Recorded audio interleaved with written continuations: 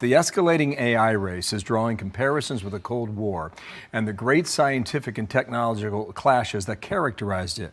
It is likely to be at least as consequential. Go ahead and make the case whether you agree or not. There's a little pushback in that article, too. Go ahead. I agree with the framing. I do think we're in the early stages of a new Cold War with communist China. I think the analogy allows us to understand the scale of the effort. This is a whole of society competition, as well as the stakes, which I would argue are existential. Now, that's not to say the new Cold War is perfectly analogous to the old. In fact, what makes it more challenging is that we are economically interdependent with China. We find ourselves having too much dependence in key areas, particularly when it comes to rare earth mining and processing and things like that, where we're going to have to wean ourselves off our dependency on China. But I do think the framing makes sense.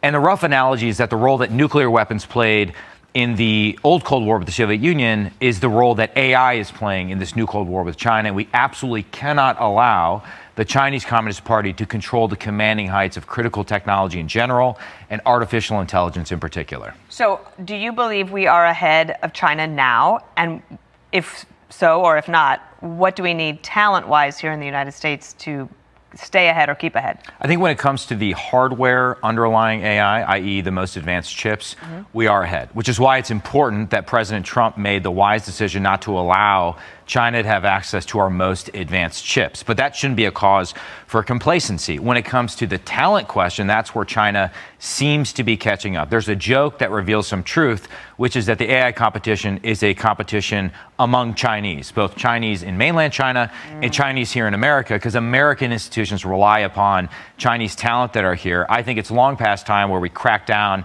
on giving certain CCP-affiliated researchers access to our institutions here, and there's obviously more we need to do to reform our entire educational system, starting with K through 12, and of course culminating higher education to prioritize top-level talent going into fields that matter and being able to work on national security problems, which is why at Palantir we are unashamed to admit that we work on behalf of the American warfighter, and we're finding that there's a lot of patriotic, talented young Americans who actually want to apply their talents to helping American warfighters become more lethal and scaring the crap out of America's enemies.